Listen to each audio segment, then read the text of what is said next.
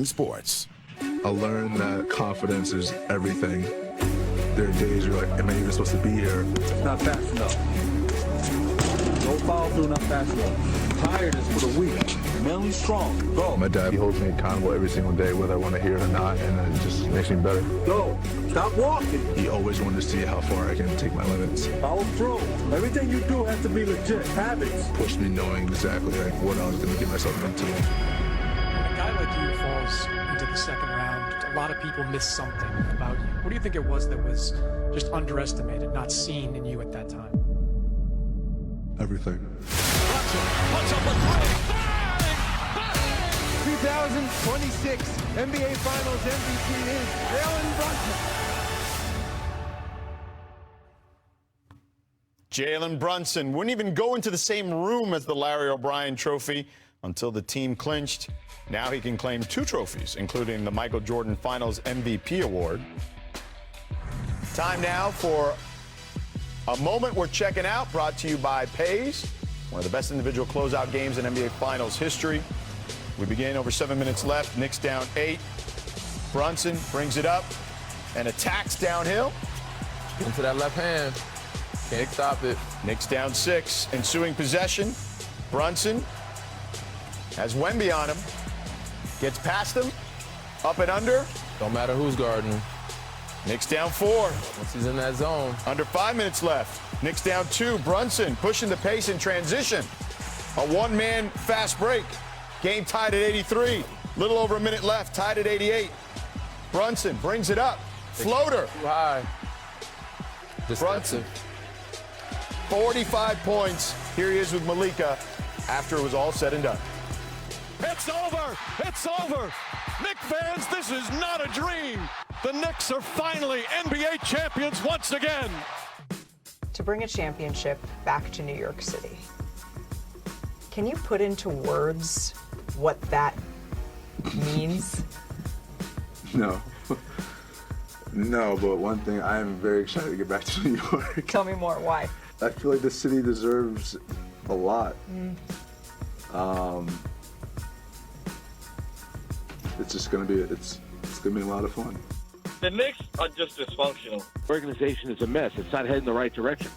Because the Knicks were the punching bag of the league for a very long time, were the punchline of a joke for a very long time. And the fans have lived through that, and now you're on top of the world. Does that sort of ring true as to why this is so full circle? Absolutely. I feel like it's there's so many different stories and narratives that we can go about and talk about. The laughing stock, the rebuilding years, being close but not being able to get it done. But no matter what, I feel like all those years have turned into one with this one. That's what it feels like. Just play basketball now. Just be smart and sit together.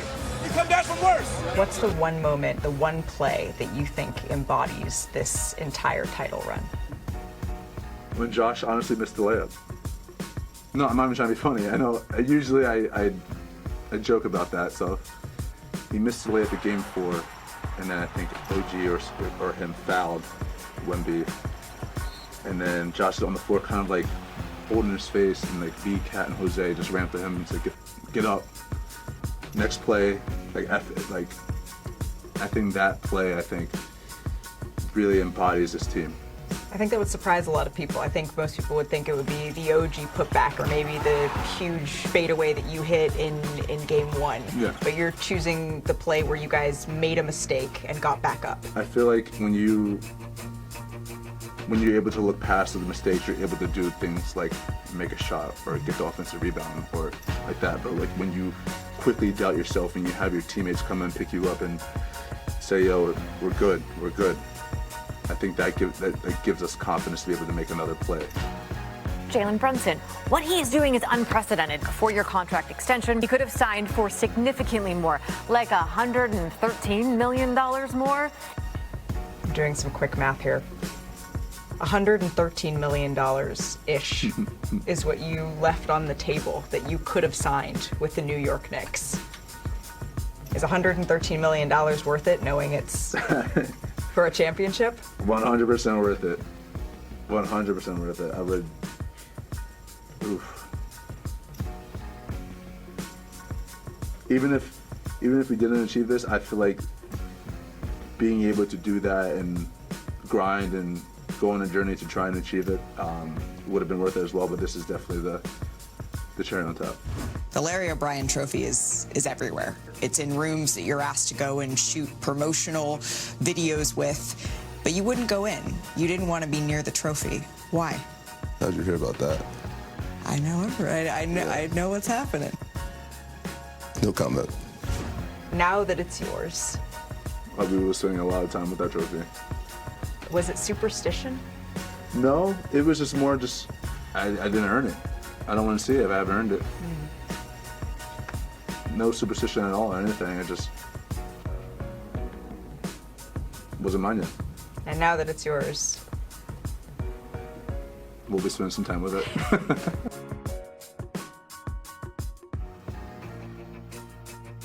That sounds like a job for Wendy's Tower of Power. Oh, that's interesting. I'm palming the ball. Number 5, 4, 3, 2. Number 1. I say it in a voice. Tower of Power. Tower of Power. Starring Brian Windhorst. Okay, now, I know that some people are going to have a problem with what's not on this list. I just want to tell you there was a bunch to consider for number 5. Dwayne Wade in 2006, Steph Curry's closeout game in 2022, a game that Shaq had back in the 2000s. But I think the one I want to highlight is LeBron's Game 7 in 2013, not Game 7 in 2016. I know 2016 was awesome, but nobody gives LeBron the proper credit for what he did in Game 7 of this finals, when he had 35 points and 12 rebounds in this, actually 37 points and 12 rebounds in this game, and hit several crucial jumpers down the stretch to keep the Heat ahead. The Ray Allen shot doesn't matter if you don't have LeBron's brilliant Game 7. I just want to make note of that. All right. Sorry, Danny. It's all right. Number 4, Jalen Brunson. Jalen Brunson with that 45-point road closeout game is an iconic all-time game, especially that fourth quarter. Taking Wemby with his offhand all the way to the basket, scoring 15 points in that fourth, 10-0 run by himself. Totally had the Spurs at his mercy. Finishes off 3 brilliant games, really, to end that series. Number 3, this is also an iconic game, 1980, Magic Johnson. Kareem Abdul-Jabbar doesn't make the trip, and Magic jumps at center and plays center against the Sixers and has a 42-point, 15-rebound, 7-assist game as a rookie, finishing off his first championship, playing center on the road. I hate to put it 3, to be honest with you. Number 2, one of the great performances of this century, in my view, Giannis Antetokounmpo's closeout game against the Suns back in 2021. The level that he played at both ends of this game was legendary. 50 points is what you remember, but what he did defensively was just as impressive. And guys, you know he was really feeling it because he was making free throws that night. And then he went and got 50 chicken nuggets at Chick-fil-A. What a way to end the night. And number 1, I don't know how I can put another one than Jordan in 98. Now, Jordan had many amazing finals games. We could do an entire show. We did a 10-hour documentary. He's basically talking about it. But Jordan's 45 points in his last game as a Bull, especially when Scottie Pippen was not 100%. He gets the steal at the end of the game, gets the shot over Russell. He made all the plays down the stretch of that game. He basically scored half the points in the game. It was brilliant. He is right there at the top. Iconic moments all around on this list. Awesome stuff, Wendy. Coming up, the draft is just over a week away. One future star just threw a curveball at teams pick Kansas. Shams, what's the latest? George, Darren Peterson, potential top pick, visited with the Washington Wizards last week. But that's not the interesting part. The major wrinkle here, about a week from the NBA draft, is multiple sources tell ESPN that Darren Peterson has made the decision to only work out and visit with the Washington Wizards. He is not granting anyone else any access to him, any other workout or visit with him. He's only visiting with a number 1 pick team in the Wizards. I'm told Peterson has met with and worked out multiple times in Washington, D.C. and in the Los Angeles area with the Wizards. AJ Debonsa, the other player expected to be either the number 1 or number 2 overall pick, he went and visited with both the Wizards and the Utah Jazz. This is a case where my understanding is both Darren Peterson and AJ Debonsa believe they will be the number 1 pick in the NBA draft. And multiple lottery teams, including the Utah Jazz at number 2, are taking very key note in the fact that Peterson, as of right now, is only visiting the top-seeded team. All right, Shams, thank you so much. Despite those reports, no major changes atop of the new mock draft up on ESPN.com right now from our draft expert, Jeremy Wu. AJ Debonsa going number 1 to the Wizards, followed by Darren Peterson, and Cam Boozer going to Utah and Memphis. So let's bring in the man behind the mock, our draft expert, Jeremy Wu, alongside our front office insider, Bobby Marks. Jeremy, there's been so much talk about AJ at 1. How surprising is it that Peterson will only work out for Washington? Hey, George, yeah, I think the strategy itself may come as a little bit of a surprise, but the fact that Peterson is a strong candidate here, clearly, at number 1 is not. I think all season we've talked about him. He came into the year number 1 on my board. He may end at number 1 on my board because the medical concerns that teams have had as he dealt with cramping during the season at Kansas, those concerns seem to have been assuaged by his medicals. Sources have told me teams are not seriously concerned with that. I think this strategy here is just about clearing the path for him to go number 1. And I think it signals his comfort level, not only with Washington, but just his status as a top pick, no matter what. Bobby, what's the impact of Peterson's decision here? Yeah, I don't really see much of an impact, certainly from the Jazz perspective here. I think when you look at it, if this was before this current collective bargaining agreement, when the medical information wasn't shared as much as it was currently right now. Now it's mandatory to go to Chicago. Every team has Darren Peterson's medical information. There's certainly a comfort level as far as seeing him on the court here. It doesn't bother me that he's not going there to visit if he's there at number 2 when they're picking. I think the more teams you talk to, there is certainly a consensus that there's probably 3 number 1 picks in this year's draft when you look at Debonsa, Peterson, and even Cameron Boozer here. So I still think they're in a strong position where they are at number 2 as far as who is not there after Washington picks.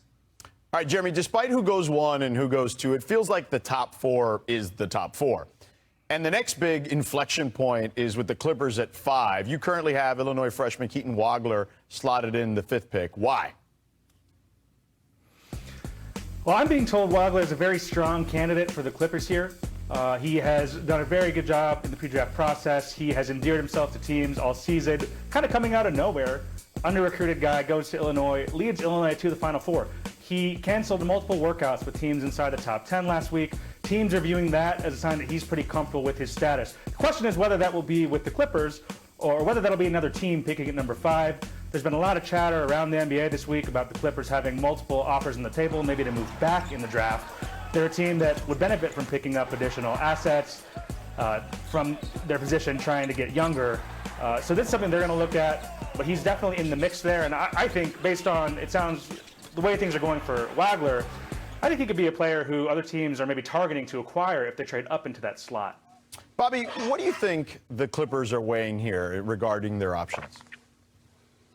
Yeah, I mean, I think when we're a week away from the draft, I think you're going on your whiteboard, you're ranking your players. I think, as we talked about, I think the top 4 players are kind of set, just a matter of the order. Now it's the next tier. It's the tier of the players in that 5 to 9, 5 to range group. And how much of a separation is there from a Keaton Wagler compared to a Darius Acuff or a Kingston Flemings or a Michael Brown, players like that? And is it the price worth it to go back maybe 2 or 3 spots if you can pick up an additional draft pick? I think the Clippers are in a really strong position right now because where they are at number 5 is certainly there is going to be a good player. Now, you kind of play a little bit of chicken here as far as moving back or sending out smoke signals here that you are going to move back here to pick up, another one of these guards and a potential future draft asset.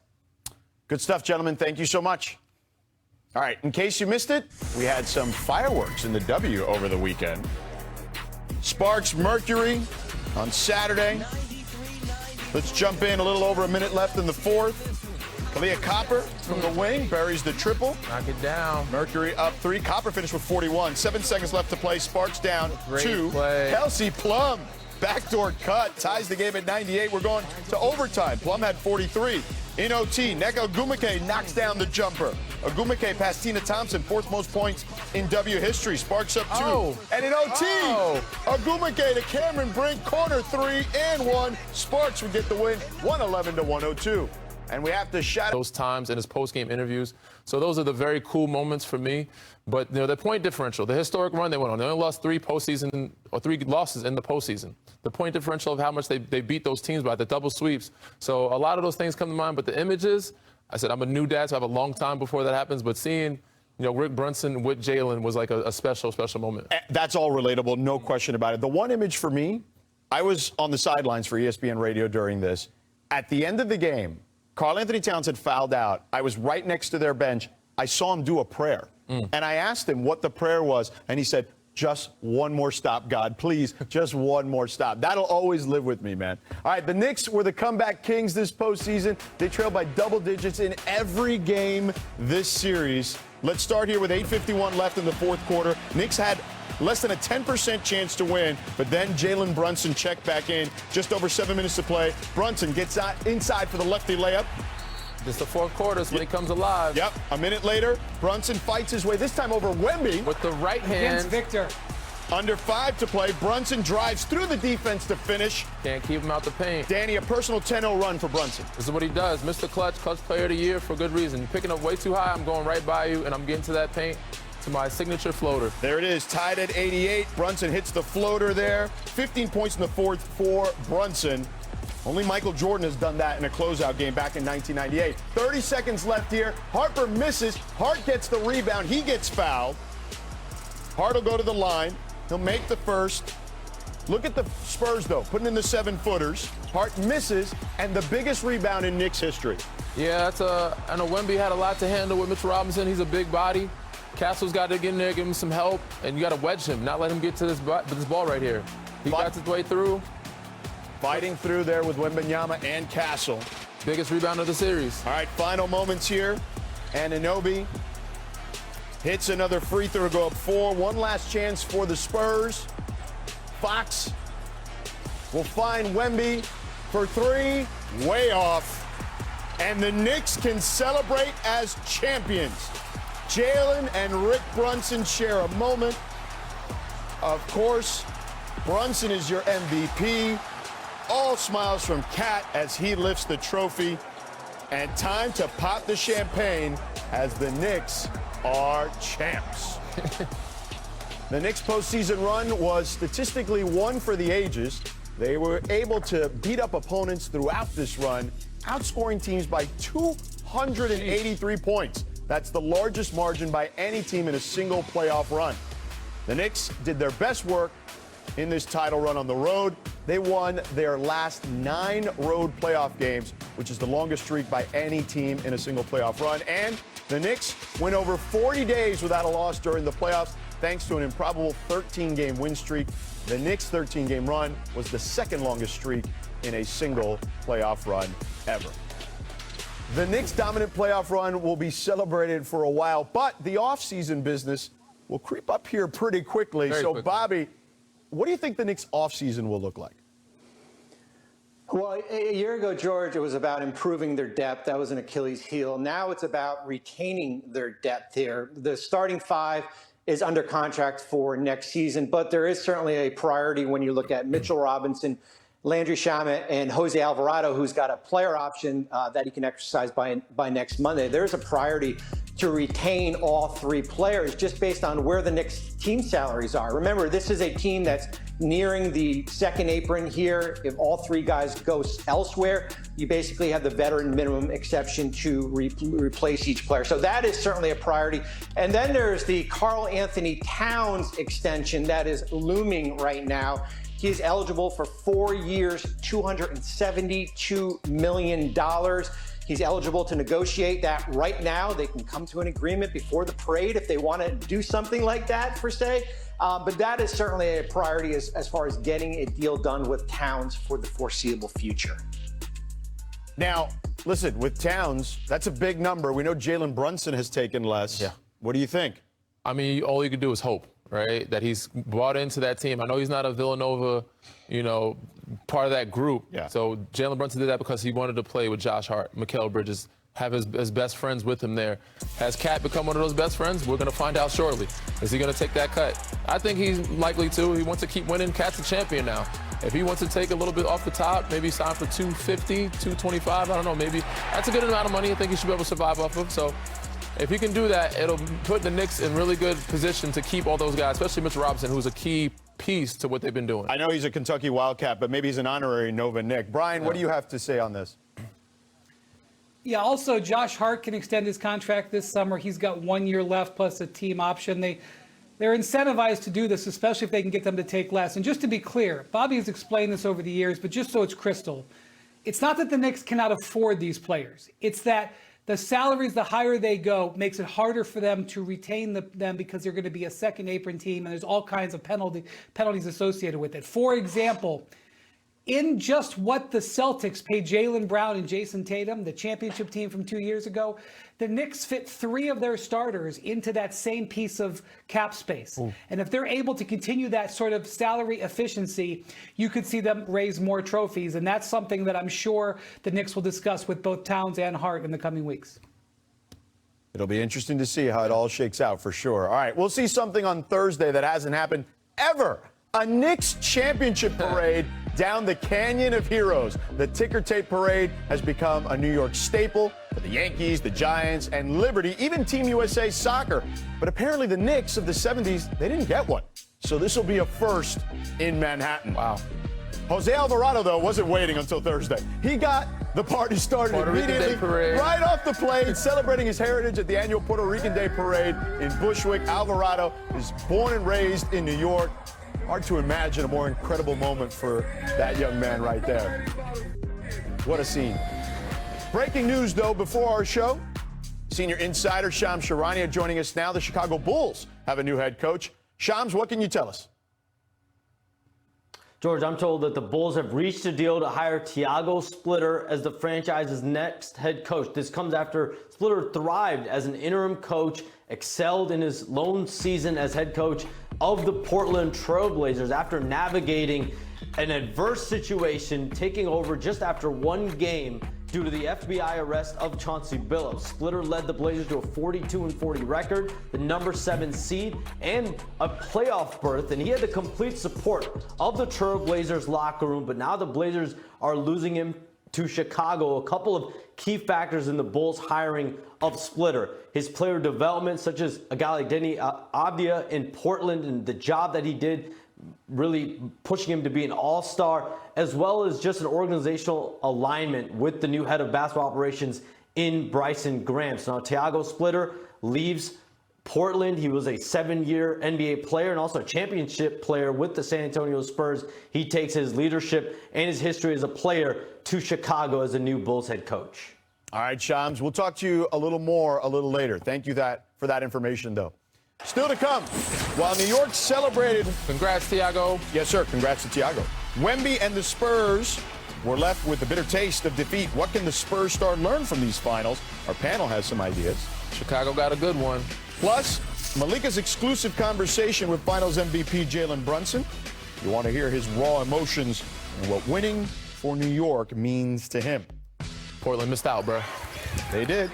And with the draft only 8 days away, we got the latest mock draft from our insiders. And there's some changes in the top 10 that'll surprise you. That's all coming up next on NBA Today. Stick around. Young athletes, get into it. He came up short, especially in the fourth quarter. So, Danny, what did you see from him? I saw a lot of things, man. He was great for most of the series, but the fourth quarters, it was tough for him. And I think it was mostly fatigue, not only physical, but mental and emotional fatigue. It's hard to stay locked in. They did a great job of keeping him away from the paint, being physical with him, pushing him around. He missed 6 lobs throughout the series, most by any other player in the history, I guess, of the finals. Was off the dribble, 6 for 22 at 27%. So he struggled. And for me, it's like the next step is not only be able to find close games, but finding a signature move for him. Can he get to that Dirk fadeaway? Can he get to a Kareem hook shot? Whatever it is, he's got to find it. Outside of that, obviously being able to take a page out of Joel Embiid's book and drawing fouls. I think that'll be the next step for him, but he needs a signature move to where he's unstoppable in the crunch time. He can close games. Victor Wembanyama is poised to be the new face of the league, but he's still 22 and learning how to win. Nothing showed just how far he has to go than those fourth quarters that Danny mentioned where he struggled in the finals, making just 34% of his shots and missing some clutch free throws late as well. Here's what he said after the loss.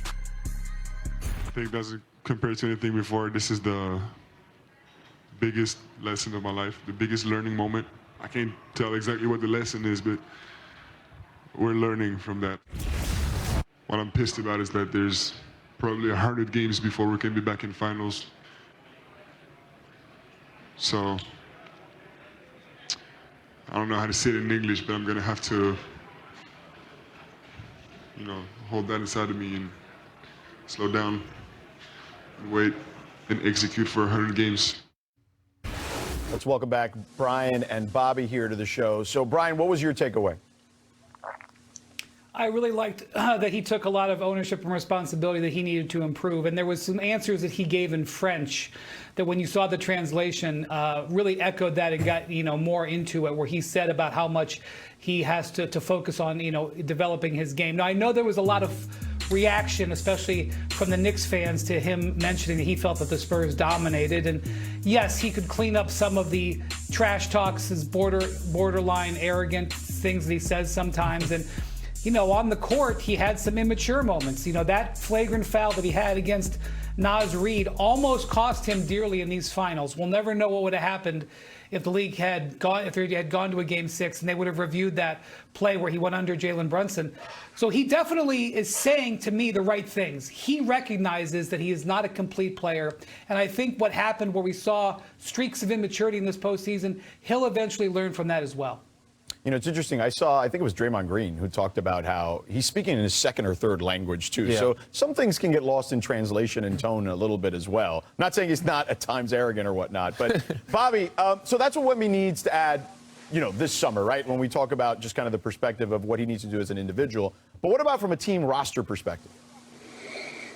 Yeah, George, I've been writing these offseason articles for the last 9 years. I would say the Spurs is probably the easiest article I've written just based on what lies ahead with them. When you look at all 5 starters are under contract, including Victor Wembanyama, who will likely sign a $250 million rookie max extension this offseason. And their top 4 core players off the bench, including Dylan Harper, are also back. I think when you look at it from free agency standpoint, because they have so many players on these rookie scale contracts, they've got the flexibility to go out and do some free agency shopping. I think when you look at the playoffs, they need a combo big that can kind of complement Victor here. When you look at a stretch 4, maybe a player like Rui Hachimura from the Los Angeles Lakers here. You pair him up, he gives you a big that can shoot the ball here, but they're set up really, really nicely for the future. They've got a pick. They have 4 picks this year, 1 in the first, and a lot of draft assets coming their way in the future. So, Danny, let me ask you this about their roster right now. Look, they have a good problem on their hands, right? You got Castle, you got Harper, you got Fox, 3 guys that all feel like they should be starting. But at some point, somebody's going to probably have to go to the bench, would you think? No? Yeah, they got some time before they have to figure that out. I don't see a guy like Dylan Harper saying, I need to start right away, right now. He might want to, but you have that 3-headed monster. That's a good problem to have. I think you need more shooting. That's why Vassell and Champagnie are in the starting lineup. But, you have Manu Ginobili there who can mentor Dylan Harper and say, it doesn't matter who starts, it matters who's finished. As long as you're getting the minutes, I'm sure they're going to give him the contract that he wants. But as long as you finish the game, it doesn't matter if you start or not. And that's what Manu was for us. So, yeah, when you look at this roster set up, I think it's set up in a great way. It's a good problem to have, more of those pieces. I like what Bobby said with getting a stretch 4. But for me, I think they should go out and try to look for another big man. Kornet is great. I love him. Regular season in certain matchups. But certain matchups, they felt they couldn't play him on the floor. I'm looking at a guy like Robert Williams from the Portland Trailblazers, who could be a target they should be looking at this summer. Well, we'll see certainly how the Spurs offseason unfolds. It's going to be a very interesting offseason for sure, perhaps even a lot of wheeling and dealing in trades. Let's get to something a little more serious here. Unfortunately, Cavaliers guard James Harden was arrested early Saturday morning in Houston and charged with misdemeanor unlawful carrying of a weapon. According to court records, a handgun was observed in plain view on the seat of a vehicle Harden owns. He was taken into custody later, released on a $100 bond, and is scheduled to be arraigned on June 22nd. The Cavaliers say they are gathering information and remain in contact with Harden and his representatives. Coming up, what one play during the Knicks championship run sticks out most to Jalen Brunson? Malika's exclusive sit-down with the MVP is minutes away. And speaking of JB, where did his Game 5 gem rank on Wendy's top 5 all-time finals closeout performances? The Tower of Power.